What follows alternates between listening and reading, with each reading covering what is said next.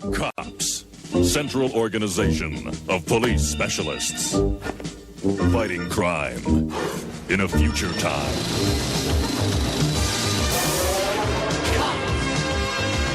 It's crime fighting time. Hello guys, welcome to Tabletop Republic's YouTube channel. My name is Seb.K and welcome back to part 3 of my breakdown for O-12 and Infantry the game. It's been a long slog, so thank you guys if you're still listening at this point, but this is going to be the fun one, if I'm being completely honest. We've got a lot of really fun stuff to have a look at today because we've got the heavy infantry, the tags, the remotes, and those are a lot more flavourful in this faction than you might expect as well, so yeah, it's going to be fun. And I hope you guys enjoyed that little intro from a TV show that I used to love when I was a kid. It was a lot of fun to make that, so yes. But yeah, let's get on with it, shall we? Because I've actually been looking forward to doing this particular part for a while, so let's go. First up, we have the Omega unit. Some of these breakdowns are going to go on a bit long, by the way, because some of these units are absolutely key, so you are forewarned.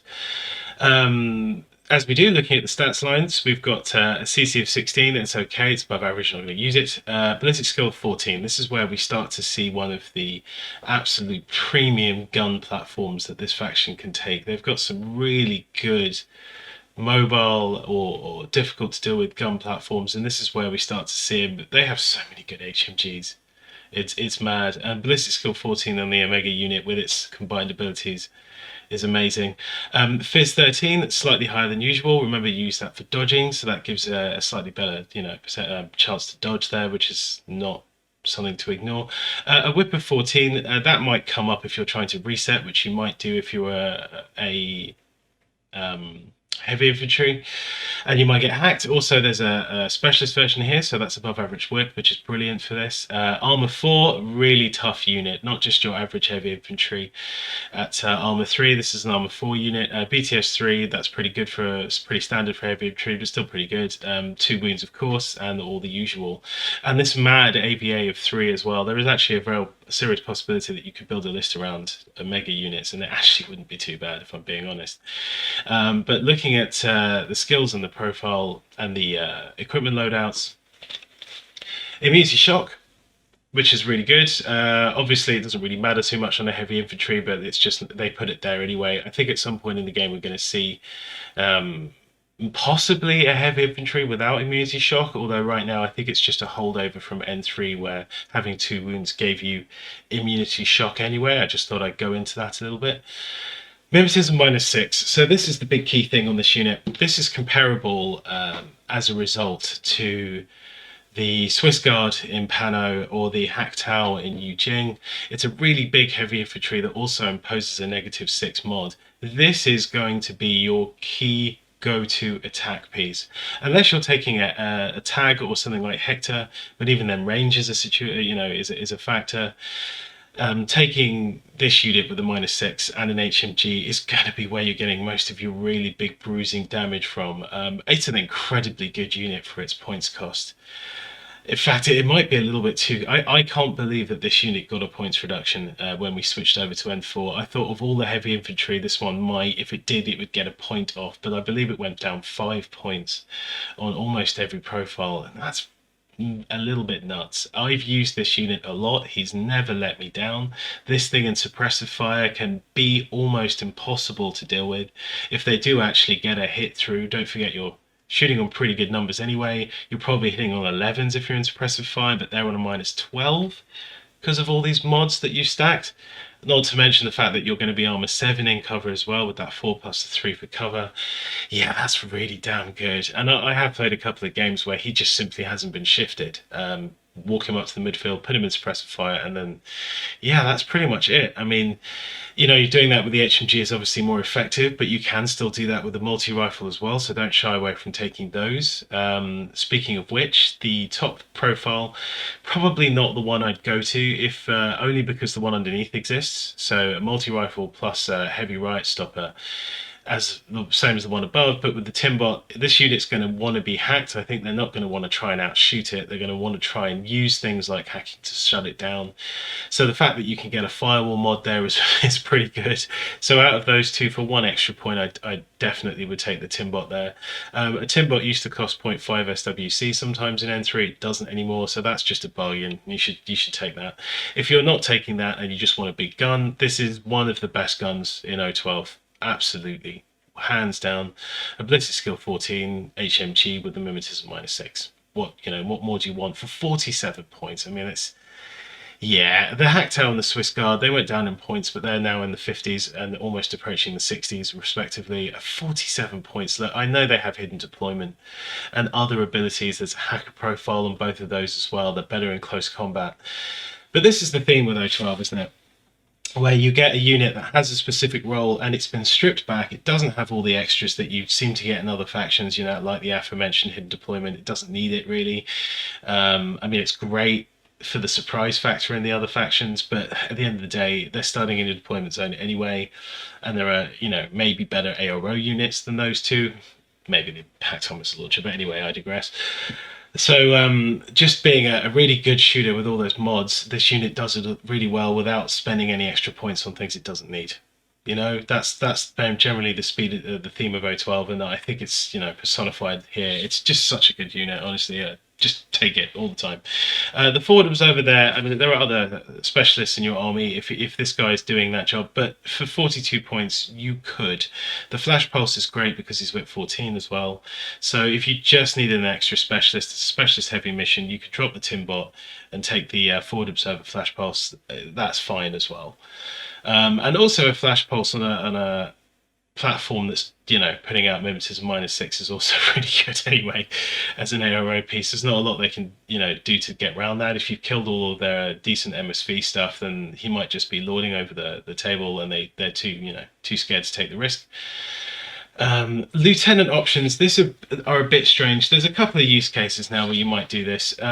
Before, if you were playing a mission where they have to assassinate your lieutenant, like choosing one of these two that are really tough, strong models to deal with, with multiple wounds and high armor, and they already know what your lieutenant is in those kind of missions usually. So if it's a tough unit like this, they're going to have to really think about how they approach it, and it might, win you the game. It might, just because they can't take it down so easily.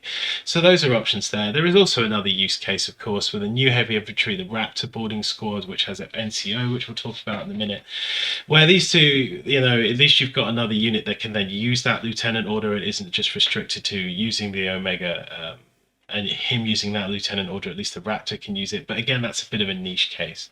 But there are some situations where you might use these two profiles, and as I said before, probably the Timbot one is your better option, because they're going to try and hack you. So yeah, that's the Omega unit. Really exceptional. And then we go on to yet another exceptional heavy infantry in the O12. Quite unique, actually, in the way this unit pans out. So it is a heavy infantry. It is not a remote. So you can't buff it with hacking programs, but that's fine, because this unit does just fine on its own. A CC of 16 for what is effectively a remote unit is actually quite high, so that's cool. 6-2 move. 6-2 move is just better in every single way than a 4-4 move. You simply just, if every unit that attacks could have a 6-2, it would be better. It just makes it more likely to get to that piece of cover. It makes it easier to advance and shoot, and you're getting further up the board at the same time. I think it's all pretty self-explanatory, but 6-2 is great.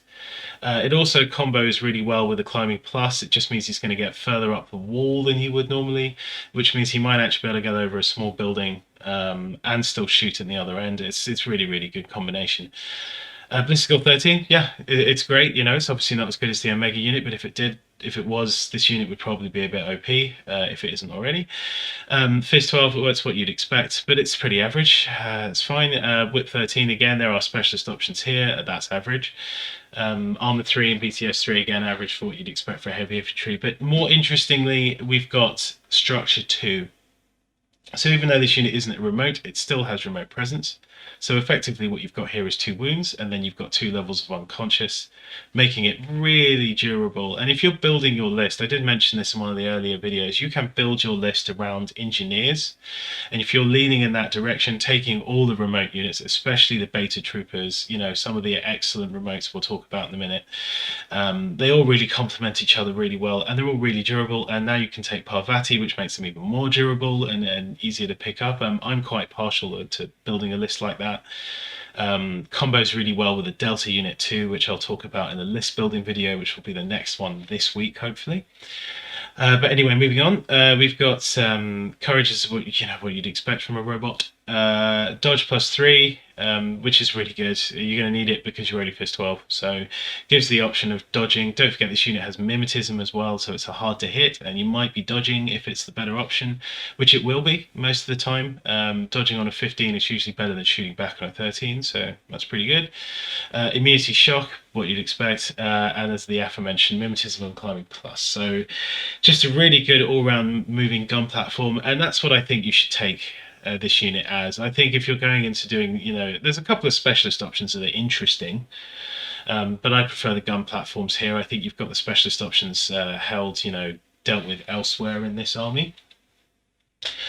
But having a look here, we've got top profile of multi-rifle. The Timbot firewall, really good. It's a remote unit. It's very vulnerable. You need the firewall support. Also comes into its own in Star Marder, which is going to be another future video. The Spitfire, that's your go-to Spitfire profile. If you have the extra points, you get the Timbot. This is the one you're going to be running a lot of the time. I think if you're not running the Beta Trooper as a shooter that can get to places, get to pretty much anywhere and be a nuisance, then I think you're doing things wrong, in my opinion. For example, the Killer Hacker profile down here, I think if you're restricting this unit to short-range weapons, you're not really getting the benefit out of this mimetism. Yes, it's a hacker, but you can get that role done with other units, as we've talked about in the previous videos. So I think really you're just taking this as a gun platform. That is really, really good. A unique thing here as well, the only other doctor or paramedic on a robot, effectively a remote, that I've seen in the 50 is in Aleph. So this is interesting. There's probably one in Nomads that I've forgotten about, but yeah, it's kind of interesting that it exists. I'm not sure whether you take it now over, it's 36 points, 2 points away from taking Parvati. I think you take Parvati.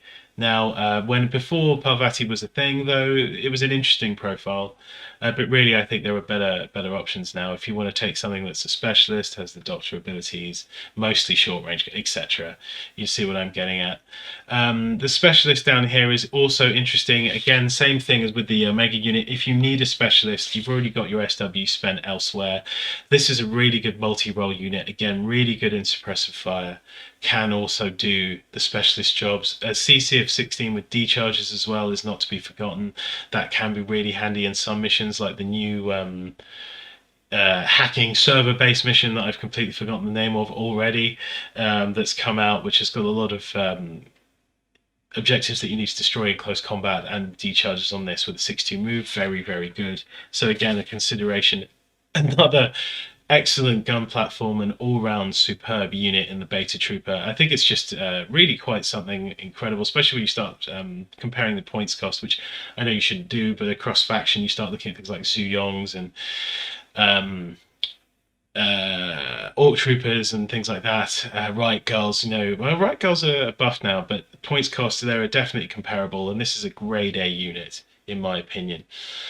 Gamma unit, I'm just tired of saying it. This is another exceptional heavy infantry. I'm going to try not to say that again now. Take a drink every time I've mentioned exceptional heavy infantries in this army, and I'm not done yet. I think pretty much all of them are good in some way. So yeah, again, we've got a CCS 16 here. We've got a move of 6-2. I don't believe that the Gamma unit had a move of 6-2 before. I seem to remember it had a 4-4 move. So this change of the 6-2 is it's just silly. I actually thought this was a mistake, but it stuck around in Infinity Army, so I'm not sure if it is a mistake. I'll have to check the FAQs frequently, but I mean, that's a little bit nuts. It's a huge guy. It's a big model. You wouldn't expect it to move that fast, but there you go. Ballistical 14 again, exceptional shooter. Fizz 14, not bad at dodging, but handy. useful.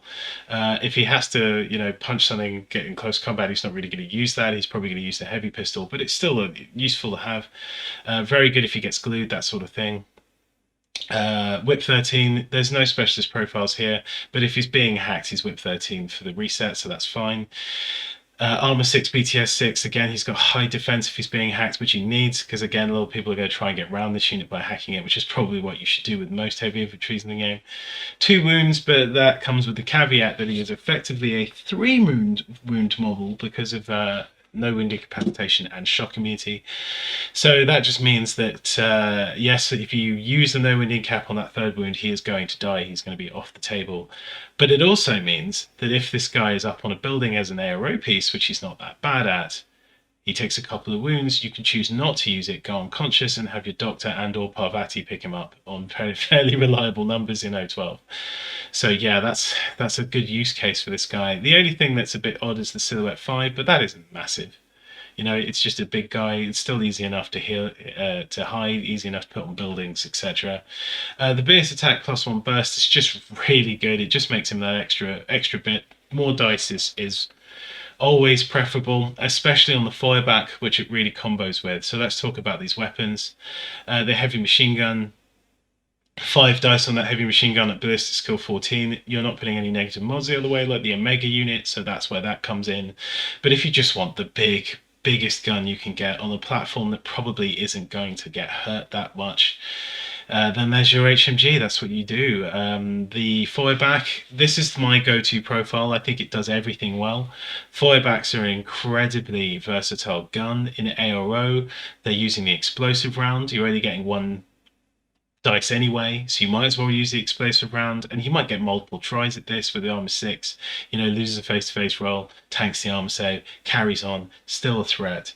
Really good. Then in the active turn, instead of being burst 2, it's burst 3. Now a burst 3 fallback is effectively a burst 3 multi-sniper, right? Only it hits even harder because it's damage 14 and AP all the time on all 3 shots. So it's a good, anti-tag weapon, anti-heavy infantry weapon, pretty much anti-anything weapon in the active turn. And then the reactive turn, it's explosive. So you can't go wrong with the fallback. It's only 1 more point. I actually like, there are so many other HMG platforms, as you'll see in this faction, that I prefer to take the fallback here in either the Omega unit or the Dakini Bot, which we'll talk about as an HMG, or the Epsilon, or all 3. All 3 is totally viable, and actually not that many points as well. So taking all 3 of those, leaving the fallback here for defensive duties is not a bad shout.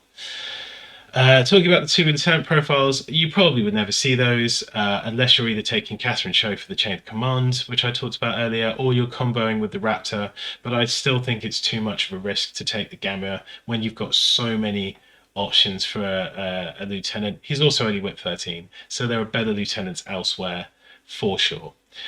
But the first 2 profiles, absolutely spectacular. Just really, really good.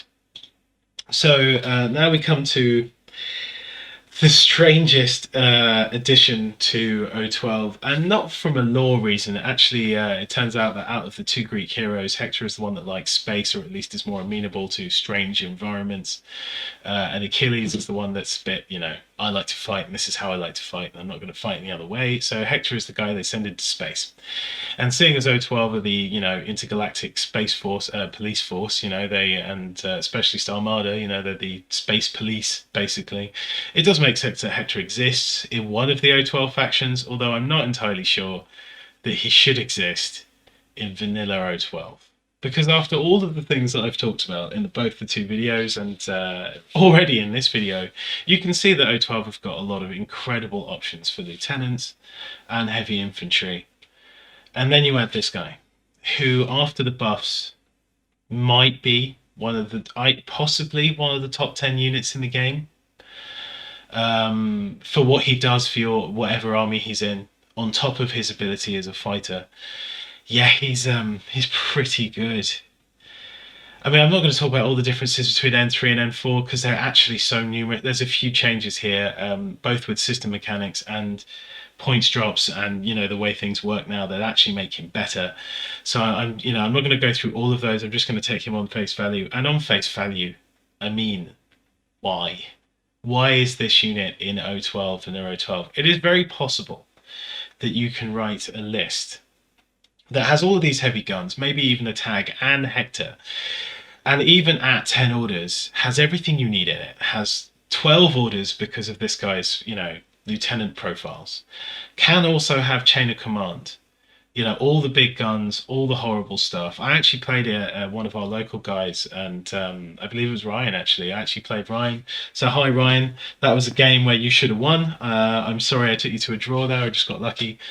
Scarface outperforms. Can't wait to talk about him in the future video. But anyway, he had, a Zeta unit, all the backline support he needed. Catherine Cho, a Gamma unit, Hector. I believe he even had a Lynx sniper as well, which was a nasty surprise, as you can imagine. And yeah, he just had everything he needed in a 300-point list at 12 orders. And I thought, this is a little bit crazy. So, Hector. So, CC24, incredible martial arts level 4. So that's +3, -3, and +3 physique, which brings him up to a 17. And of course, he has an explosive close combat weapon to go with all of that. So yeah, he punches, he punches really hard, as you might expect. Ballistic skill 13, you might be thinking, oh, well, for a champion like this, ballistic skill 13 is a bit low. If he didn't have ballistic skill 13, he would be S tier. He would be completely, totally broken. I think he would be one of the best units in the game.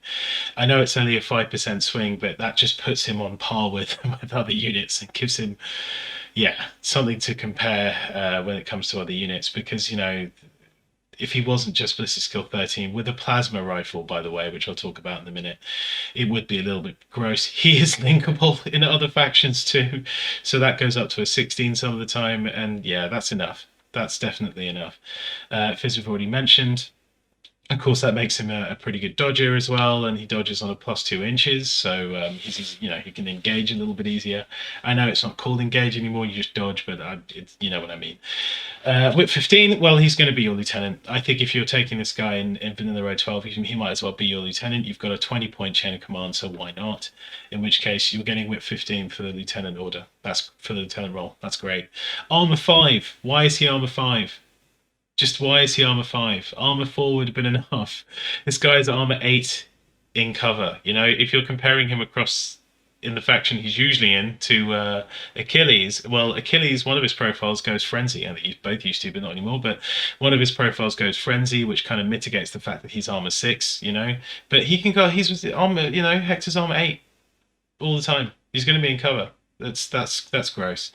Ballistic skill BTS 6. So he's hard to hack, which would be one of your only counters to him. Not to mention the fact that he has Timbot profiles as well to make that even more difficult. So yes, pretty good. 2 wounds. Obviously, he's got shock immunity and no wound incapacitation. Look, he's 3 wounds.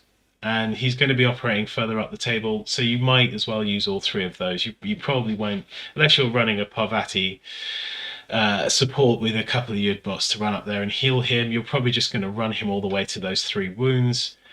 And yeah, he's pretty good. I know I keep saying it, but it's hard not to. He's a bit gross. The X-Visor, yeah, so that just means that realistically, he can fire his plasma rifle out to 32 inches. And the worst that can happen to him is that he's hitting on 10s. Plasma rifles now have a secular template, so he's probably not going to care too much. If he's outranging someone, the guys with combi rifles and multi-rifles, yeah, he'll probably take that. He'll probably be like, well, I'm hitting on 10s, you're probably hitting on 7s, or maybe even less than that. And I've got 3 dice, so yeah, I'd take that. And if I hit you, you're getting hit by plasma and a template, so yeah, the X-Visor is pretty good. In the Link team, it becomes even more disgusting. Out to 32, he's probably hitting most things on 13s if he's gone up to in a full Link team where he's ballistic skill 16. And if they have mimetism or something, he's still hitting on 10s with 4 dice because they're Link, so that's still pretty reliable. Again, pretty disgusting. Yeah, so this first profile with the Timbot, if you're not taking the Spitfire, I really like plasma, and the fact that he has a plasma rifle, I would probably take that. You've got other guns and other Spitfire platforms elsewhere in this faction. On the Beta Trooper, you can probably fit that into your list, as I mentioned, based on one of my one of my group members lists that I played against, you can probably fit a beta trooper in for that hard-hitting Spitfire if you want one. So you should just take the plasma rifle most of the time. I can't believe it doesn't cost any SWC. I think combined with the X-Visor, that should be at least 0.5 SWC. But anyway, the Timbots, as I said, just combos with his PTS of 6 to make him even more difficult to hack, which is one of your only ways of dealing with him. Yeah, I mean, I like this character a lot. I just think he's a little bit much to include in Vanilla O-12. I think in Starmada, he's just fine. I think in Steel Phalanx, he's just fine. I just think, yeah, anyway, you know, at the risk of going on about it. The Spitfire, as I said, there are other versions. The 2 Lieutenant profiles, the reason you might take the Spitfire here is because it only costs 0.5 SWC. Why? Why is that now down 1 SWC because he's your Lieutenant? You've got good, you know, chain of command options in this faction. So the idea that somehow he should get a points reduction because he's your lieutenant when you have that available, it doesn't make any sense to me at all. So yeah, take that if you want to get the points reduction. If you still want the plasma, take that one. So we have to go back here, and now we've talked about lieutenant profiles, and look at what he brings to the table as your lieutenant. So lieutenant +1 order. So he's getting 2 lieutenant orders. And then with the Strategos, that means that not only are you getting the ability to hold back an extra model during your deployment, you are also turning those 2 lieutenant orders into regular orders, which anybody else in your army can use, effectively turning any 10 order list into a 12 order list, or a 9 order list into an 11 order list, or whatever you can be bothered to come up with. It just means that he adds so much more utility, and if you're taking him, kind of makes the other 10 options redundant, in my opinion, because it's so tempting. It's so tempting to just take this guy, combining all the, you know, you're getting 3 orders out of him, effectively. So you're combining basically 3 units into 1. He's pretty good for that. And you can easily, with other options in O-12, get everything you need out of that list. So yeah, either these 2 are viable. If you can, and it fits into your list, you take Hector.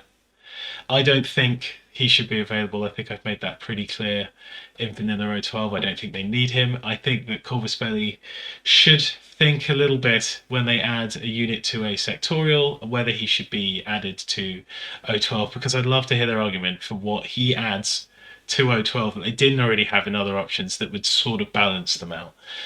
I mean, a tank walking alpha unit effectively is not necessarily a good game balance, in my opinion, but we'll have to see. Not a lot of people have had a chance to really try this out.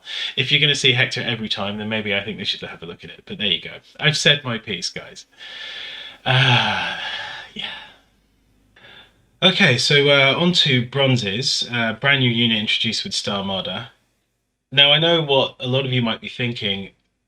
Well, I know that some people have this opinion, at least, that this unit isn't particularly good, or at least not that it's not very good, it's just a little bit expensive and isn't good enough at any one thing. I would disagree. I think it has a very specific use where it's very good, and I think if you're comparing it just across the other heavy infantry, which, as I've said, are very good already, then I'm not sure that it competes, you know, unit to unit. But there is one thing on here that makes it very good at dealing with a very specific type of enemy unit.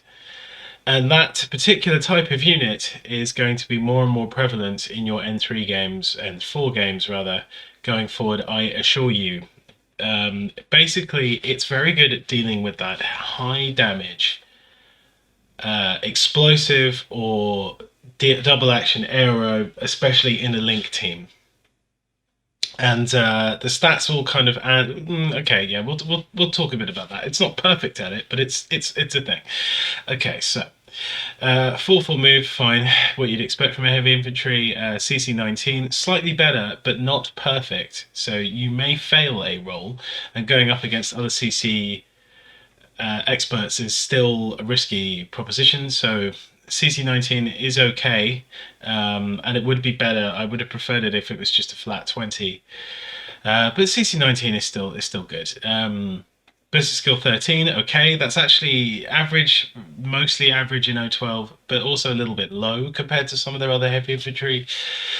Fizz of 13, a little strange. He's a big dude. I thought it might be a little bit higher, but still 13 is better than average, so fine. Whip 13, there is a couple of specialists here, and he does need to worry about hacking. So that's average, that's okay. There's no Timbot options like there are with other O-12 heavy infantry, so you've got to keep that in mind. Armor 4, would have liked to see him slightly higher. I mean, Hector's armor 5. Pretty sure the Bonds is just as big, but armor 4 is still good. It's still very good for a heavy infantry. BTS 6, fine, that's good. He's going to get hacked, so that's cool. And 2 wounds, right?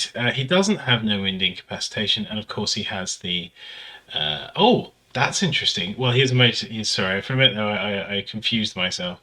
I was like, he has, of course, he has immunity total, which is what I'm going to talk about. But I was like, oh, what? No shock immunity? Then I realised that in my idiot brain, that total immunity, of course, does that anyway. So never mind. Martial arts level 1. So this is, you know. It's okay. It's not giving him a +3, but it is a -3 to your opponent. So let's have a look at that. So it's a -3 to your opponent and +1 damage. So his physique's going to go up to 14. At least he can punch fairly hard in close combat. Although he's probably going to be hitting them with the Paris CCW, which is going to be on their physique -6. So doesn't matter. Or the EM CCW, which is going to be on their BTS, where it does matter. So that is important. So that's good. It is good that he gets +1 damage overall in CC and a -3 to them. It means that if he's going up against anyone who isn't a CC expert, your average grunt, he's probably going to win. But again, I would have preferred to see it at a CC of 20. Courage, good. You just don't want him going anywhere. That's great. Fire team's relevant. Terrain 0G. Yeah, that's fine, I guess. I would have preferred this unit if it was like terrain total, but I understand why it's not. He's meant to be fighting in space. I know all of the Star Martyr guys are. It's just, you know, I mean, it's such a niche thing that it's more of a fluff thing. It's not really going to help him much. Climbing plus, so this is interesting. At least he's able to get to where he needs to get to take the best possible position on the thing he needs to kill, and he may be good at that. And we'll talk about with the profile with the loadouts in a sec. And the dodge +1 inch is just, you know, okay, fine. He's able to dodge into close combat or dodge away from danger a little bit easier. And with immunity total, he's never going to take more than 1 wound. You have to remember that. It is so helpful, and it really adds to the durability of a unit that can dodge away with the extra inch if he takes a wound, if the fight's not going his way, or can just sit around until, you know, either he wins or things, you know, go badly. And he's hard to dislodge. An armor 7 guy with total immunity and cover is difficult to dislodge. The thing about total immunity is that you just throw more dice at it. You know, he's not going to be stopping HMGs. So that is a rule, by the way, if you're trying to deal with dog warriors and things like that. Just throw more dice at it. Best thing to shoot a dog warrior is a combi rifle, you know, or a Spitfire or something. Just anything with more dice and you'll probably take them down. And it's the same here. You shoot at this guy with an HMG. Yes, he's got high armor and cover, but, you know, if you continuously win face-to-face rolls, which you might against the ballistic skill 13, you will take him down eventually. So the fact that the dodge is a little bit further than usual just means that he might be able to get away from situations like that. And you see where I'm going with this. So the first profile, heavy shotgun Acrolet Canon. This isn't a unit that gets up the table that easily. He starts in your deployment zone. He's moved 4/4. Acrolet Canon is a disposable weapon. I would have preferred to see an adhesive launcher, but that would have reduced his range band.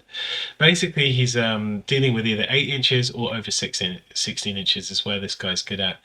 But he's not particularly, you know, dangerous at either one. Yes, a heavy shotgun is better than a regular shotgun, but not by much. You know, it's better than a boarding shotgun, but not by a huge amount. Getting him into range to use that is... there are better close-range hitters in this faction. I don't think this is going to be your guy, to be honest. So we'll move on from that one. Now, the multi-rifle light riot stopper, this is okay if you don't have the SWC for the one underneath. Also, the fact that the light riot stoppers are always great, always an excellent gun, always scary for your opponents to deal with. Even with a small template, it's still terrifying. The multi-rifle still allows him to do his role, which I guess I should talk about now. Which is, okay, as mentioned earlier, someone puts a nasty unit up there with a link team, and you just don't have anything really scary that can reliably take shots at a guy in the link team, even if it's just a basic grunt with a missile launcher. He might be shooting on 2 dice of 14s. You might be like, oh, I don't want to risk it. Even if you've got your Omega unit, maybe your Omega unit fires 4 dice at it, and somehow, you roll a couple of high numbers and a couple of low numbers, and they hit the sweet spot. That missile launcher is going to destroy your Omega unit, and you don't want to risk that. And that happens more often than you'd expect in Infinity, especially when there's 2 dice coming at you from a link team. So what this guy does very well is the ability to walk up to that link team, go, I don't care whether you've got a multi-sniper or a missile launcher because of the total immunity or continuous damage as well. It just bounces off him, right? So it means that he gets a couple more tries at taking that guy down. If that unit is a missile launcher, especially a grunt missile launcher, like a Kisotsu or something like that, you're not really worried about subsequent once you've won one face-to-face roll, they're probably going down. The multi-rifle is good for that. The climbing plus allows him to get into position quite easily without really being seen. He can also get higher elevation on those units, allowing him to shoot down on a link team, to pick off a few guys after he's killed the main dude. So really, really good combination of skills there for that one particular task of getting rid of that nasty ARO. And the Red Fury is even better at that. It seems to be tailor-made to do that.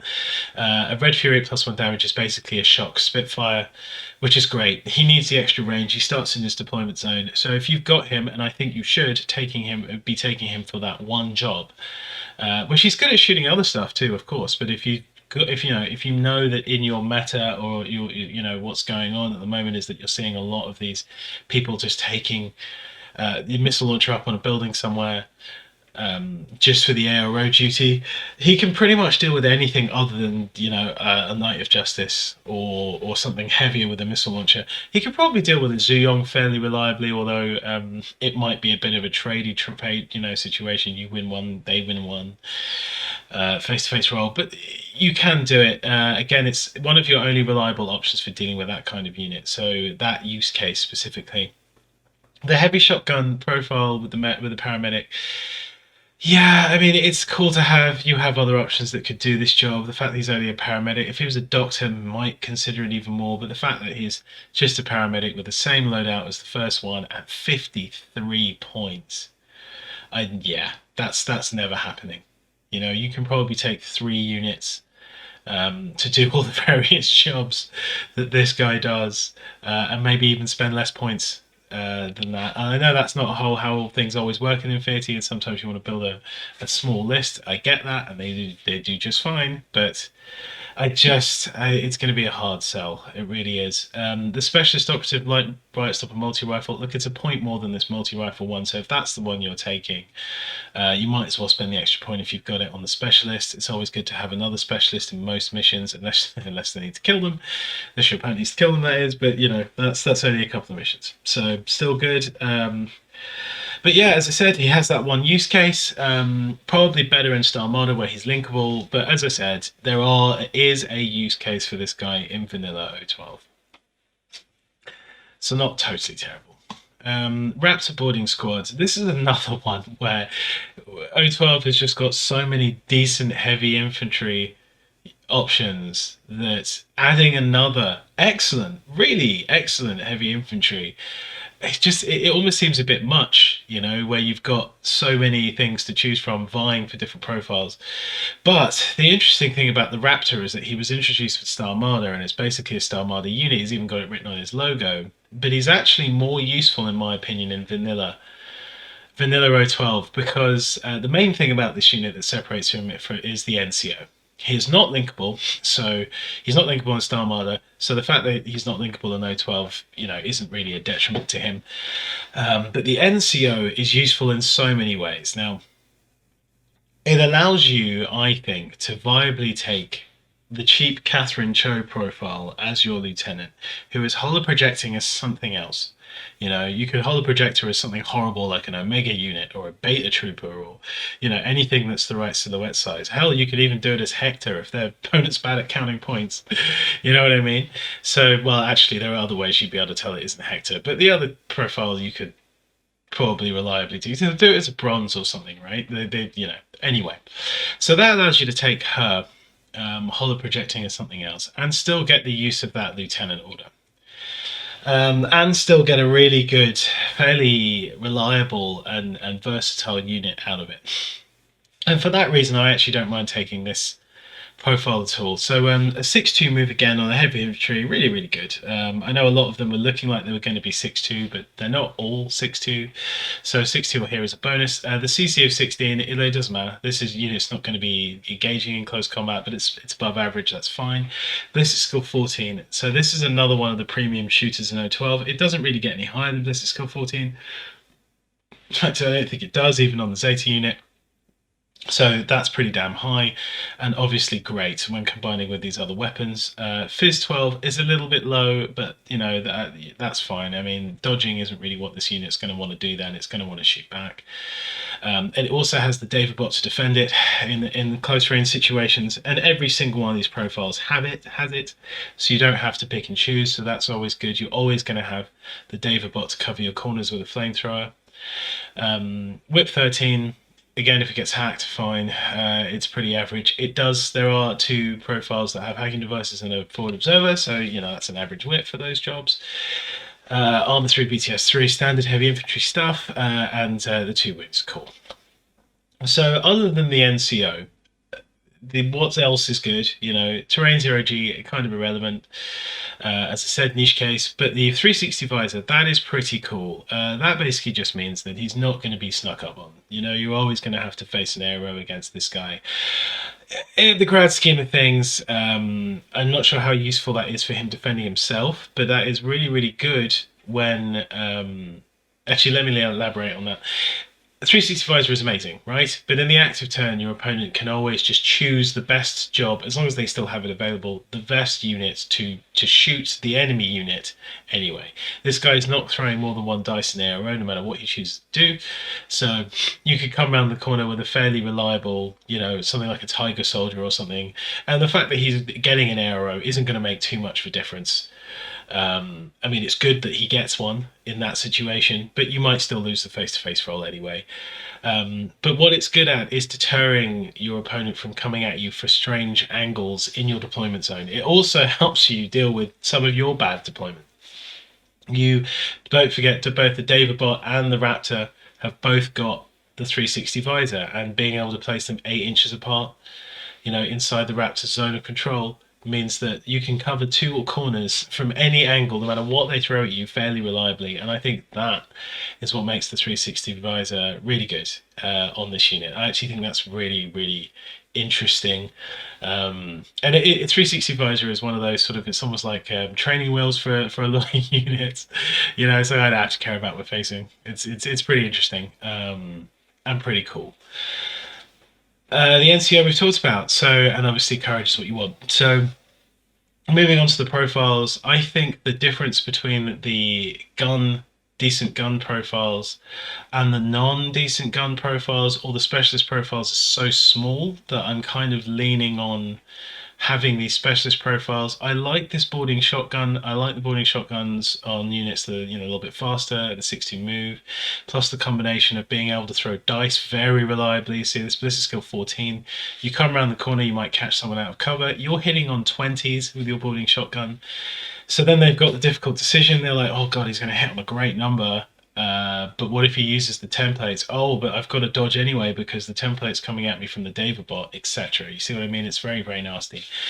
And it's +1 damage to boot, so it's basically almost like a heavy shotgun. You know, it's pretty cool. It's pretty cool. The Panzerfaust also gives him a really good long-range ARO, so I really like this profile. I think if you've spent your SWC and you're playing a list that he combos really well with a list that's very remote heavy that I mentioned earlier. You're taking Catherine Cho because she's cheap, and now you get use of the Lieutenant Order here, and then the rest of your army is just attacking remotes. You've got Dakini Tabletop, you've got Beta Troopers, you've got HMG, which we'll talk about in a minute. The HMG Total Reaction Bot, which is really good because there's a climbing plus. You're using a Monstrucker or Parvati as your backup, things like that. You can do good combinations, or both of those, by the way. You can do that too. But yeah, so you can do all those, and then this guy slots in really well, and you might have spent your SWC elsewhere, so you can take this boarding shotgun and do just fine. I think it's a really good profile. I think it's well costed too. I think it's very cheap. The Forward Observer multi-rifle, again, this is cool. I'm annoyed that you've got another flamethrower. It would have been really cool if this is a light riot stopper, but I think both of those options coming at you might have been a bit too strong, which is why he doesn't have the light riot stopper. But it's still cool that you get the double flamers or the multi-rifle dice and a flamer, because these guys are G-synced. So that's pretty cool. Yeah, other than that, decent shooter and a specialist. So again, it's fast mover. So the multi-rifle isn't hamstrung by range as much on this model. You can get into position quickly. So again, another good option if you've spent your SWC. Same with the killer hacking device. So the killer hacking device is interesting, but him being a hacker means that he's also vulnerable to the hacking coming back the other way. So you've got to watch out for that. Yes, he's already vulnerable to hacking programs because he's a heavy infantry, but being vulnerable to a killer hacking device means that he might have, he might be killable via hacking, which is maybe something you don't want to do. And I think there are other hackers again in this faction that you can use safely in the back line using repeaters to extend their range. You know what I mean? I just prefer that to having an attacking hacking option like this. Especially on a model that's already fairly vulnerable. But having said, so if you're taking a specialist, take the Forward Observer. I mean, having said that, you can play a very hacking heavy list, and if you want to do that, you can, if that's what you're coming up against, a lot of hackers all the time. But as I said, I think there are better options. And then the Spitfire, this is your basic gun platform. There's not really much to say about it, apart from the fact that it's really good. It's a Spitfire ballistic skill 14 that moves fast. I mean, and has a free order. Pretty good, and that's always worth it, and I think it's fairly decently costed at 43 points for the things that I've just said. Interesting, we should talk about the Bott. The Bott, ironically, is one of the decent candidates for the Rem Racer. So if we just take a mental note of what the Rem Racer can do for remotes, and I did say I would go into this when we talked about remotes. There aren't many candidates for one of these buffs, but this might be one of them. So there's a big CC buff here, right? So the CC buff here on this 12-point profile, +1 armor, +3 physique, and +9 CC. Okay, so let's see if we can keep note of that. So we're keeping note of those. So we've got +9 CC, which means that this, oh, that's the wrong profile. Yeah, there we go. So +9 CC means that this Bott is now CC 22 with a para CCW. I believe it was +1 armor, so at least it gets a point of armor. And I believe it was +3 physique, although I don't think that's going to affect the CCW much at all. The para CCW, of course, but let's just have another look at that. Now I can't find it. There it is. Yeah, it was +3 physique. So it's not really going to affect that. But you can see that actually makes the Bott not terrible in CC. It actually makes it pretty good, especially when you combine it with the possible options you can put in front of your opponent, where you could engage with the buffed Bott. And this is where the hacking device has a very niche case as well. You can engage with the buffed Bott. And then they've got the situation where, oh no, is he going to hack me? Is he going to flame me on the way in? Is he going to shoot me with a multi-rifle? Or is the Bott just going to punch me with the CCW? That's a lot of horrible options there. It's a niche thing, but you can do it. And it's actually worth it. If you've taken the Rem Racer, you might as well, just for the giggles. The Rem Racer is 12 points, so it's effectively a cheerleader. And if you did get this into close combat, you might take down something really important with it. So effectively what you do is you get the benefit almost of having the glue ability of a riot stopper in this para CCW on a unit that can use it reliably. So yeah, again, use case but really fun. So keep that in mind because it's funny. Okay, so now that we've done most of the other profiles, we're looking at remotes now. I think I'll probably just go on and talk about the Zeta Unit quickly, because funnily enough, there's not a lot to say about the Zeta Unit other than the fact that it's very good. But it's good in the way that all sort of standard tags are good now. We haven't really mentioned it much, but the change to the way crits work in Infinity the Game M4 now really has changed the dynamic of the game and the balance of the game. Look, we'll have to wait and see whether tag heavy lists are really viable in the long term, and it's really all about the missions that you're playing. It's not always, I mean, if you're just writing a killy list, yeah, cool, tags would probably seem pretty OP. But when you've got multiple objectives and things you need to do with your army, they're not always the best option. But they really have been buffed, even just by that system change. And then on top of that, they all got points reductions. And this unit really benefited from that. It was all plus 80 points. It was a very expensive unit, and it was pretty standard on the stats line. But now, it's pretty damn good. I mean, I can't, it's hard to say that a unit like this isn't good now in the context of Infinity in general. High armor units are just great with the new the new crit change. And what used to happen with tags, and I think it was maybe a little bit blown out of proportion. I thought that tags were always a little bit better than people said they were. But I think what happened to people, and this has happened to me, of course, many times, is that they'll run a tag and the old crit rules, and I don't know if you're new to N4, you may not know this, but the old crit rules, if you got a crit, it was an automatic wound and a win of the face-to-face roll.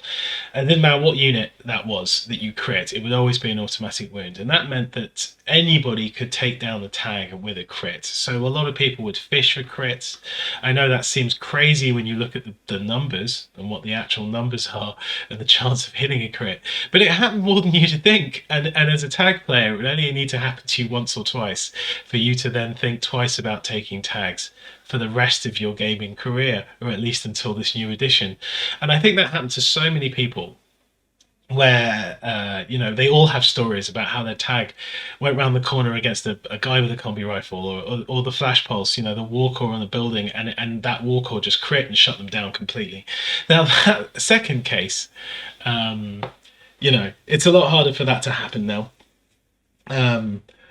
But that can still happen, and it sucks. But at least within case of the combi rifle, you're not just taking an automatic wound from it. And there are other weapons that you really want to take automatic wounds from as well. We're talking, anything with a multiple wound, multiple dice rolls for your arm save, the double action explosive, things like that. There are so many things you could bring up right now. I'm sure you guys know what I'm talking about. So that change makes tags completely viable on its own. That changed tags forever, and then they gave them more points for cost reductions and added a few little bits and pieces as well. So let's talk about this. It was a no frills tag. I still think it's kind of interesting. There are other units now like the Blue Wolf and stuff that have got a little bit more flavor and a little bit fun, profiles, and a little cheaper and a little bit sexier, but this one is still a really, really good tag that is just terrifying to deal with. So move 6-4, of course, all tags do. CC 17 is fine. This does actually have an AP CCW combined with a Fizz of 16. It just means if it's hitting other tags or is engaged by a heavy infantry or something was to tie it up, it's going to stomp on it fairly reliably. Ballistic skill 14, yeah, that's as high as it gets in O-12, so that's obviously excellent. Whip 13, yeah, that's pretty standard. Obviously that affects your resets as well. BTS 6 is a little low, and some of the tags in this game are higher than that, but that's still okay, obviously. And armor 8, it's a tag, it's armor 11 in cover. It's terrifying to deal with. If they're not dealing with the armor in some way, it's gonna very, very hard to dislodge. And of course structure 3 and silhouette 7. So the ECM, look, this is never going to come up. I might have, I think, I don't know, last count, maybe 200 plus games of Infinity, if I really count all of the games. I have never, ever had ECM come up. Usually if they do drop guided on you, there are so many other juicier targets. I mean, it's hard enough to drop guided on someone anyway. They're probably going to go for what they think is your lieutenant or some important support piece, etc. Right? They're not going to fire it at the tag and risk spending order after order after order, and you can always just dodge, if you take a wound and whatever, right? So it's not great, and it's not going to come up, but it's a thing, and it's kind of a fluffy thing. I know that they've increased the -8. If it's still ever going to come up, but there you go. So remote presence. This is a little bit crazy good. It's like all of the Pano tags that have remote presence. It's just totally better in every way than a piloted tag. Piloted tags, in my opinion, should have got more of a points cost reduction instead of buffs. Like the Guija in Yujing got buffs when it really just needed the point cost reduction, because I think all piloted tags simply aren't as good. And why is that? Well, you can't re-roll engineer rolls on a piloted tag. I don't know why you can't. I think that's completely insane. And I think just re-roll it. I think you should just get a re-roll on tags, right? Just it should be a basic facet of it being a tag.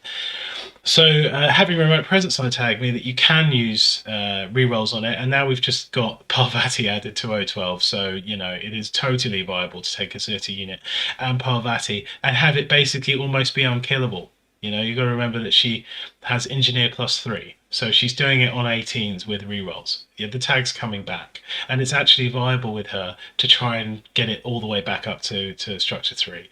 So yeah, that's a pretty good combo. So that's why you want a remote presence tag. It also gets the benefits of having a piloted tag in the sense that this unit down here, pilot remote, can actually dismount if it wants to, and it's a specialist operative, although it is only whip 11, but it's something that you can do. So you get all the benefits of a piloted tag without any of the drawbacks, other than the fact that the Zet-Bot doesn't have any good guns, but it doesn't really matter. But this is skill that attack +1 damage. All tags get it. It used to be fatality. Now it's just +1 damage. Of course, I mean, you see the size of the guns. You're like, well, that can't do the same amount as the infantry size one. So it does make sense. And of course, on a heavy right, on a HRMC, that's going to be, I can't remember if it's 14 or 15. I want to say it's 15, which means it'll be 16 in this case. Yes, it's damage 16. Obviously, that's fantastic. So you've got to dodge Phys 11, of course. That just means that all tags get they dodge on 11s. Tactical awareness, all tags have that. It's an extra order. Don't forget it's there. It's fantastic. The army builder actually tells you it's there, so that's pretty cool. An extra order on a unit this expensive is what you want, because obviously buying a unit this expensive is gonna, you're gonna take a big hit to your order pool, so that's always cool.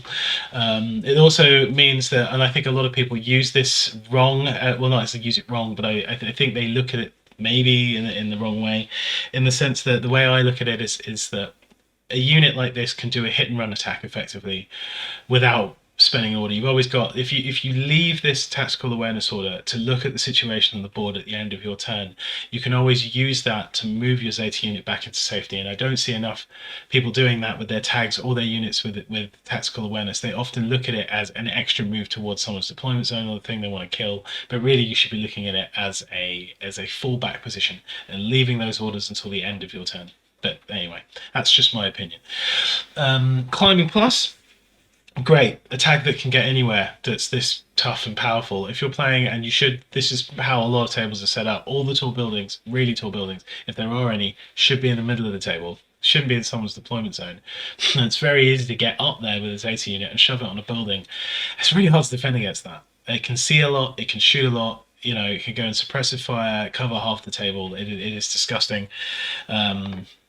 And this might be a total noob thing. I'm just going to have a look and make sure that the HRMC has suppressive fire. Oh, it doesn't.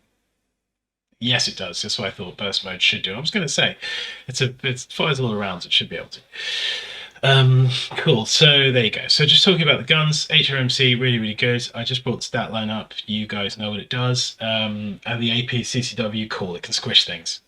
The interesting profile here is the NCO. I'm not probably ever going to take this lieutenant profile, because I think if you're going to take this bigger hit to your order pool anyway, and it costs an extra 0.5 SWC, I think you should probably take an alpha unit or something, or Catherine Cho or Hector. As I said, that's even viable. So elsewhere in the army, just to make sure that you're still going to get the benefit of those orders if you're taking something like an alpha unit, but it isn't the big risk of all the eggs in the basket that this unit is, I think, and all of your SWC. But the NCO profile really good, combined with Catherine Cho, as I said, means that you're getting basically 3 orders out of this unit: tack aware plus that plus the NCO. So that means that if you don't want to run Hector and do the craziness, or you don't want to have an alpha unit because you find them a little bit unreliable in the sense of being a big obvious lieutenant, you can run Catherine Cho, hide her somewhere, and this guy gets the units, and it gets the order. And if this unit is probably worth, for the extra order, probably worth the 2 SWC. And if I'm being honest, you're spending almost a third of your army on this guy. Yeah, I'm not going to find many other places to spend that SWC, if I'm being totally honest.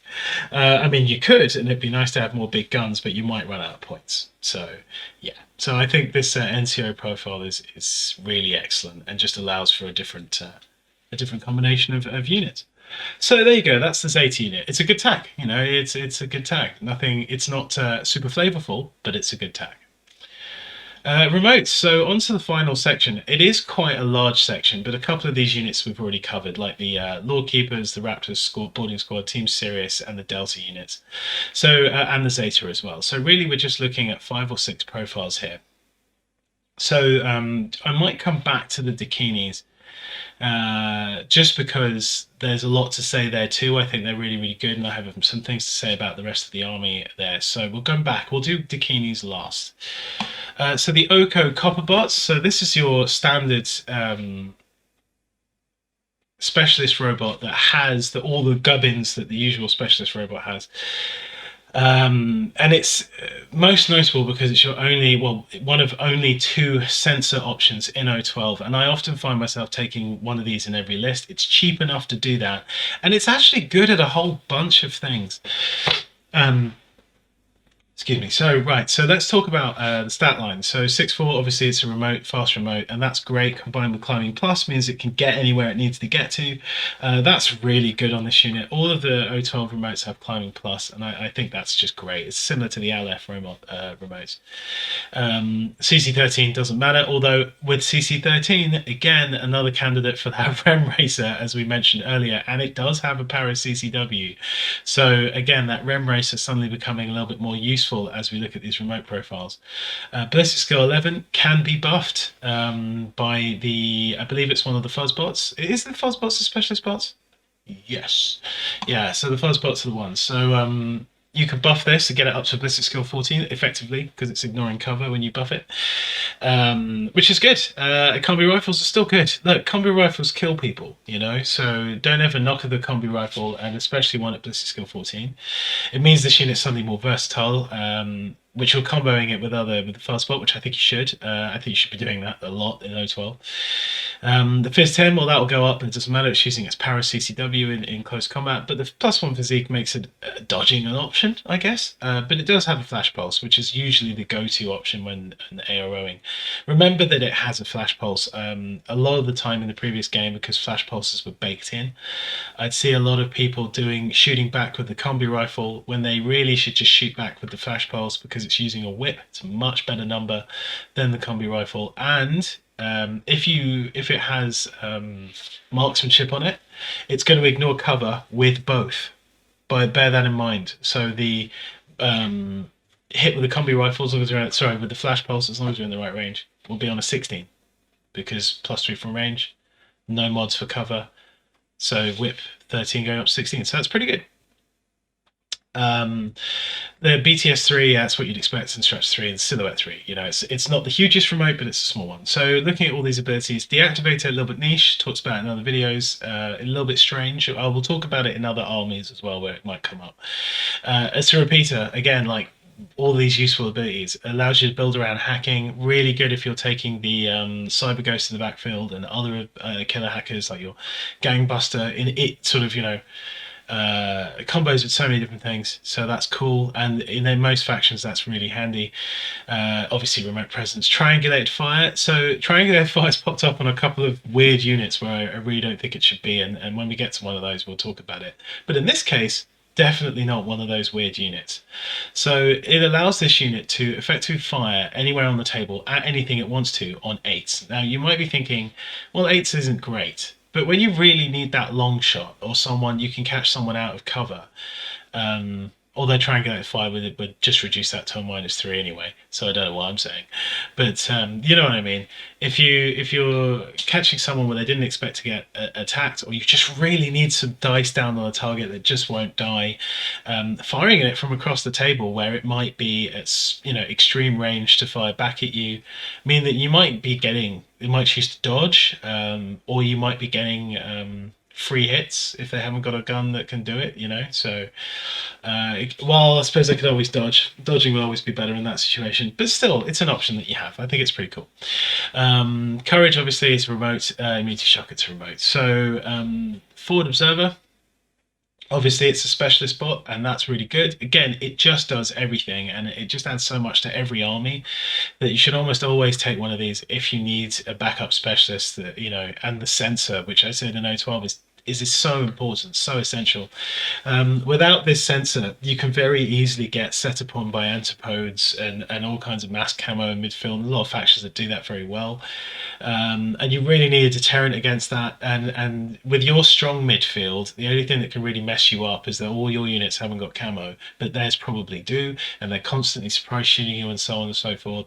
But if you run this guy up there, especially if you've got first turn, you could just reveal all of those, and then your guys can operate with impunity. So that's really good.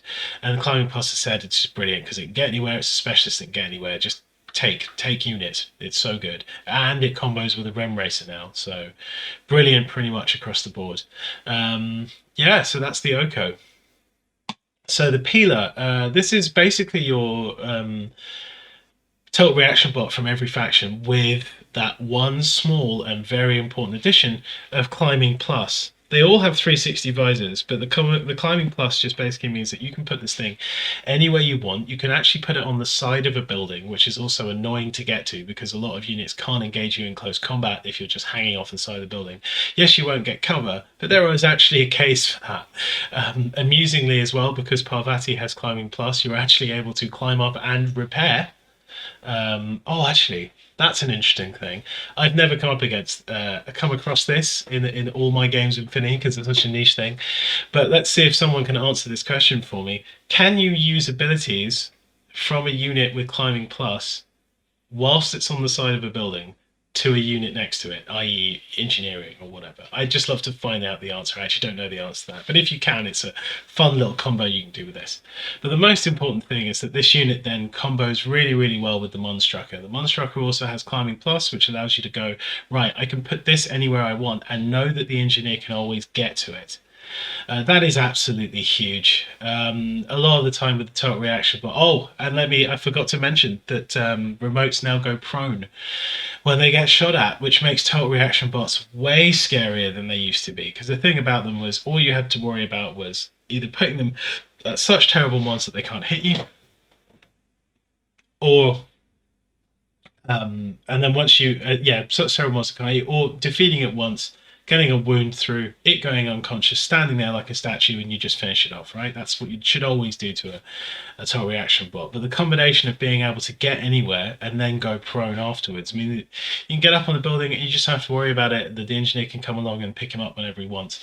And again, buffed by the Fuzzbot, this is another premium HMG. It's going to hit on 14s, a phenomenally good HMG in O-12, and one that costs even less. And if you don't want the total reaction, although I don't know why you wouldn't, you can always take the Dakini, which we'll talk about later. So really good. The Millicent. There's a couple of really interesting combos with this unit. Normally the standard missile bot is not that interesting. Simply because no one really wants to risk a singular dice using it offensively, and defensively it hasn't got any mods. It's just a robot. It's only ballistic skill 12. Even if it's buffed, yes, it might be hitting on 15s, but then they'll pick the right unit for it, etc. Right? So it's never been that exciting. But as a unit to drop guided, this is actually not bad, and it's only not bad because of the presence of a very important profile. And I didn't mention this at the time because it wasn't relevant to the unit in a vacuum, but now we're talking about it. This profile here, this forward observer, that is a specialist, sorry, of course, a specialist, that is a parachutist and a combat jump troop, is unique, very unique in the game. When it came out, I wasn't sure if there was another one. Now, I haven't delved too deeply into vanilla Nomads. I've only played Tunguska and played around with Tunguska. So when I get to my Nomads video later on, probably this year, we might see another unit that has this. But I don't think there is another unit in the game. Maybe, I don't want to get sidetracked here. Maybe the, which one is it? Not the Hulang, the Lu Jing from Yujing might have it. But anyway, the combination of this plus a Millicent is kind of disgusting. So the thing about dropping the guided trick is that you've got to target something first, of course. Now, there are two ways to do it. You can do it through hacking, or you can do it with the forward observer. Doing it with hacking, again, is difficult because you've got to get them in your repeater range. That costs a lot of orders, it can be tough. But the Delta, if it can get in a position, and this profile is one you'd want to take anyway because it's extremely versatile, really good at pretty much everything. You can also do it with this hacking device too, but you need to get a little closer to do it. So this Delta can pop up behind the thing that you need to target, or at a range where the arrows aren't really going to matter, they're probably going to dodge, right? And get the target on them from an angle they didn't expect. And then you can very easily, for just a couple of orders here, and then start dropping Millicent missiles down on them. And I actually think that's not bad. You can actually build a strategy around that quite easily. I think you should take the Fuzzbot, which means you're getting buffs to your drop troops. So there's crazy synergy there. The Monstrucker, suddenly synergy with the Peeler, the Dakinis, the Beta Troopers, because you've got engineers. Can you see what I mean? It really starts to build an interesting list that can do a lot of different things. And if you see an opening there and you happen to have taken one of these, you can really take advantage of that with that Delta unit. So I think the Millicent's actually pretty good in vanilla O-12, and I never thought I'd say that about one of these bots, but there you go. Bott standard remote helper unit, not really much to say about there. Everything there is pretty self-explanatory, so I'm sure you guys know what they do. Take them. I'm not always sure whether you should take two. If you have the points, I'd rather spend the second. I often find that short thing about how this works, if you've got a unit that is using one of these bots, you can only activate one of them at a time. Okay, so having two is more like having a backup. In a lot of missions, they can't activate, they can't do missions for you. They can't activate consoles, things like that. There's a couple where they can do things, but most of the time they can't, which means that the only thing this guy is going to be doing is repairing. And I don't know whether you need to be in 3 places at once with your doctor, your 2 helper bots, or whether 2 places is enough. And for me, a lot of the time, being in 2 places is usually enough. And if I had the extra 3 points, I'd probably get a War Core as well. So one of these and a War Core. But you might be different. You might like to run 2 of those in case one dies, or one you can just use to get up the field and it's probably going to die. And that's fair enough. It just depends on your strategy. Just personally for me, I usually only take one of these when I can. But I do always take one. That is the caveat. The key to is flash pulse bots. Nothing really special here other than the fact that flash pulse bots are great. Another candidate in a pinch for a Rem Racer. I know it's all a bit niche and a bit funny, but +1 armor and +3 physique, and they all got Part-3s and CCWs anyway. So I just think it's pretty funny. And the +3 physique is a laugh because it's dodging on a 14, which is actually better than its flash pulse roll sometimes, except in a couple of scenarios. It's got mimetism -3, which is always good on the flash pulse bot. One thing I'd like to mention is that most people's instinct is to just put it up on a building at the beginning of the game and just go, oh yeah, cool, that's a decent, reliable flash pulse. If you do that, you are giving orders to your opponent. You are effectively going, here's some points and here's one of my orders. Because they'll just point, even if you get lucky in one, you're not going to get lucky forever, and they're just going to be able to strip orders away from you quickly. What I like to do is actually cover what I call like a stage 2 defense. We'll talk about that in when I go into list building and some tactical videos down the line. But what I call a stage 1 defense is basically when everything your opponent can see at the beginning of the game. Everything that's covering fire lanes and it's out and it's obvious. A stage 2 defense is one that once they start moving into the midfield, that's when they start taking your AROs from these things. And in my opinion, a stage 2 defense is always stronger. Stacking AROs, multiple AROs is always stronger. What I like to do with this guy is put one of these on a corner, but not where it's visible anywhere near the beginning of the game, but it's at a corner where it's covering one of the gangbusters, the position, approach to one of them, or Team Sirius or something like that. And it's also covering backline in case a drop troop comes down somewhere, or an impersonator, and you just want to be able to have extra arrows added to your existing arrows. That's where I think they're most useful. The only time where I'd really just shove them out in the open is when I really need it, and that's not that often. They also combo well with a Warcore. If you want to double stack these, you can. Warcores are taller than these guys, so if you put one on the corner and you don't care about your Warcore not being in cover, you can get 2 flash pulses stacked up on someone. And to be honest, the Warcore, yes, it's an extra order you could flip, turn into a regular order. But as I said, it's a stage 2 defense, so they can't just point guns at it from the beginning of the game. And they know that if they come around that corner, they're going to have to deal with the thing they wanted to shoot at in the first place and a couple of flash pulses. And the way angles work, you can make sure that there's nowhere they could move where they wouldn't be able to get hit by two flash pulses at the same time. It's a nasty little trick, and I'll show you how to do that as well, like corner stacking and things like that when we get into the tactical videos. But yeah, that's a use case for these two. Fuzzbots. So the other 2 fuzzbots are, you've got cheap orders in O-12. So we'll talk about the first one.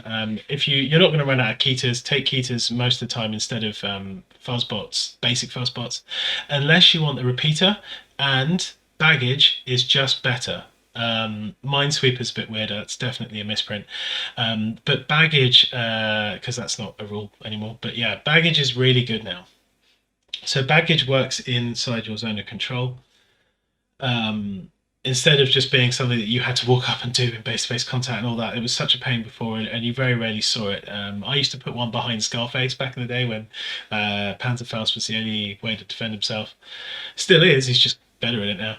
But you can do it from distance now. So baggage might be a thing if you're using disposable weapons. There's a few in O-12 that you might want to reload, but not really that many as there are in other factions. So if you can, probably should take the Keter. Ketas are also repeaters, so you're getting that benefit out of them as well, and they're cheaper, so you should probably take those. But the Evo hacking remote, I'll briefly talk about this, the one underneath as well quickly. The total reaction combi rifle, it's good as a backline defense, but there are lots of other things that can do that quite reliably as well. And you might not need to spend points on this if your positioning is better. Just get your position right, and even then, a ballistic skill 11 total reaction combi, better late game than it is at the beginning, but most of the time it'll just get stuffed. I've never been a fan of these profiles, and they're a bit expensive. So there you go. If that was like 4 points, 5 points cheaper, I might consider it, but then you might see them a lot too much maybe. So there you go. Right, so let's talk about the Evo. So the Evo in this faction just synergizes like crazy. With a unit with Delta Troopers being Fizz 12, this bumping them up to Fizz 15 for the drop is so important, and you should take them a lot. Delta Troopers are just so good, and they're so cheap. They're actually really cheap for what they are. That you should be using them a lot in a lot of situations. Obviously, the ability to buff remotes, and there's just so many good remotes in O-12. Really, they're just really good. In that way, and they're only 15 points, and 0.5 SWC is more than enough, and you get the benefits of baggage. So as I said, you can build an entire list around this Evo bot. You're going to see that a lot in Infinity going forward. I think you're going to see that from a lot of different armies because it's so viable now with this much cheaper Evo unit, and it just gets exactly what you want out of it. And there's so many candidates for that assisted fire to go down on the robots and stuff, all the different remotes in this faction. And speaking of which, actually, we'll talk about the Dakini now. As I said, it combos really well, but the Dakini is a crazy inclusion in O-12 now. I thought it was great, and they needed an extra gun or a cheaper gun in N3 when everything was more expensive and there weren't a lot of options in O-12, but now there's a lot of options and everything's gotten cheaper. And now this is just another way to get an extremely good HMG into the faction. All the stuff I've said about remotes is still here. The fact that they go prone now, the fact that you can pick this up, you can re-roll, engineer rolls on them, and they've got 2 levels of unconscious, all of that, is still really, really good. Yeah, they're hackable, but if you're operating from range like you want to do with these guys, then it's avoidable, is what I'm saying. Burst skill 11, but of course it's going to get buffed. It's going to ignore cover because of your fuzzbot, and this is the candidate to put it on when you can. Hitting on 14s with the HMG, which for me is the profile that you should take a lot of the time. Fizz 11 doesn't really matter, but as you might expect, robots suck at dodging. Whip 13, there's one specialist profile here. It might have a use case. It's cheap enough to be one thing that you just throw in there, but there are also other units that I think might be a better choice for 15 points than the TACbot. And I actually quite like the Cube Jaeger, as I mentioned in the previous video. I know some of them disagree, but that's kind of in the same points range there. I know it's 0.5 SWC for that, but if you want that role, the Cube Jaeger can do a little bit better in a similar way with a similar stat line, and I'm not sure you're going to be buffing this unit. Sorry, I forgot to mention they all have mimetism. Oh my goodness, they all have mimetism.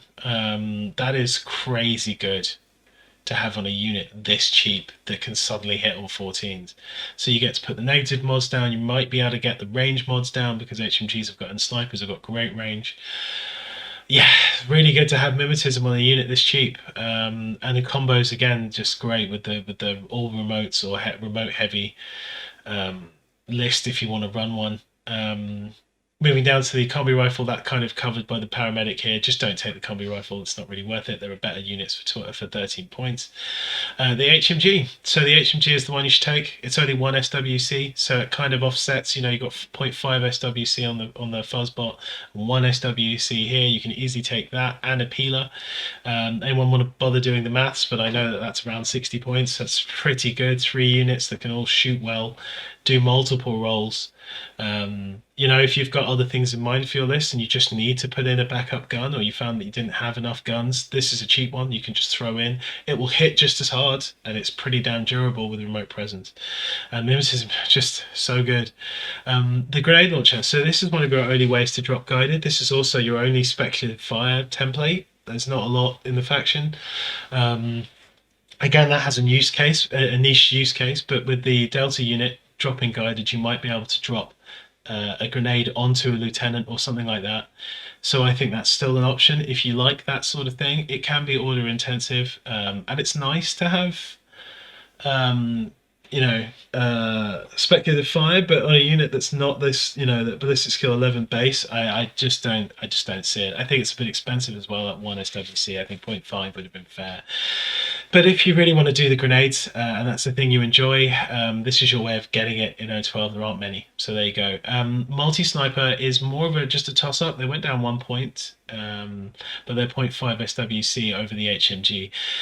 Between the two, if you want this as a backup ARO piece, I mean, there are others, and we've talked about them in the other videos, but it's still okay. Again, stage 2 defense kind of thing, like where they've moved into midfield and you're able to stack arrows, and having this as one of them is still good. But I'd still shell out the points for the links. I think having the links, them not knowing where it is probably better. In the active turn, I'd rather buff a unit that has more dice. Even though, multi-sniper rifles are more versatile, so you guys can choose which ones you prefer. I personally just prefer the HMG to do this job, to do the shooting job, and then pick another unit to do the sniper, multi-role job. But that's up to you guys. So let's have a look down this list here. I think we have gone through every single profile in O-12. That's been a long slog, hasn't it, guys? But I hope you enjoyed it. I actually really enjoyed doing it. I've been wanting to talk about O-12 for a while. I think they're really cool, and it's given me a cool format to talk about other factions as well, which I will be doing. I will eventually get through every faction in Infinity the game, and it's something you guys don't know about me, that I will not talk about a faction unless I've either played it or played its parent faction, right? So, which should cover every faction in the game with the exception of Nomads, and I'll be working on that later on in the year, because I've never played vanilla nomads, but with every other faction in the game, I have played vanilla and or multiple sub factions and own most of them. I know I'm a little bit crazy. But that's what I get for being a Warcore, right? You know, you love the game and you want to know as much about it as possible so you can help other people, like doing these videos. So I hope you guys enjoyed it. And as always, guys, you can catch me in lots of different places. I have a bunch of links at the bottom of the screen. Tabletop Republic, of course. Please go check them out. If you're in the UK, we do ship everywhere in the UK.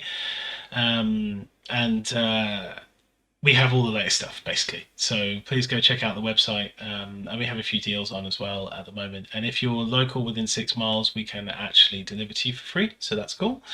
Seb.K Minis is my miniature website. So if you want to go check out what I painted and stuff, there's going to be a lot of stuff coming on that soon. I'm just getting my equipment together. Like you guys listening to me now know that I need a new microphone, which is coming next week. Also with a new camera. So that you guys will be able to see my lovely face, because I just think that makes videos, you know, more you know, engaging. And I feel like it doesn't make any sense, but I feel like I'm more connected to you guys, you know. So and the community, if you guys know me and know what I look like and stuff, and I'd like to see you guys too. So probably gonna be starting a Discord channel for that soon. If you want to check out my Instagram as well, it's an easier way to check out my miniatures at Seb.K Miniatures. I also do things like tuition for painting. I'm working on quicker ways to paint Infinity models, and you're going to see one of those tutorials come out in the next couple of weeks when I get my miniatures channel sorted. But yeah, thank you guys for watching and supporting me as always, and I will see you guys in the next video. Cheers. Cops, roll call, highway, mainframe, long arm, Bowser and Blitz, sundown, hardtop, mirage, bullseye, mace, barricade, and they call me bulletproof.